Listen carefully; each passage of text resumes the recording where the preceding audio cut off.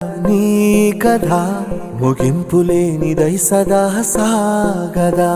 నీ కంటి రెప్పలంచున మనస్సు నిండి పొంగిన ఓ నీటి బిందువే కదా నువ్వెతుకుతున్న సంపద. ఒక్కొక్క జ్ఞాపకానికి 100 ఏళ్ల ఆయువుందిగా, ఇంకెన్ని ముందు వేచనో అవన్నీ వెతుకుతూ పదా. మనుష్యులందు నీ కథ మహర్షిలాగా సాగదా.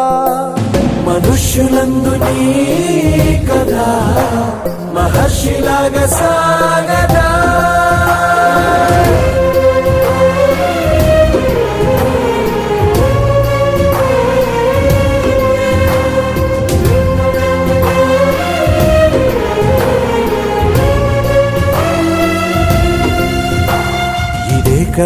ఇదే కదా నీ కథ.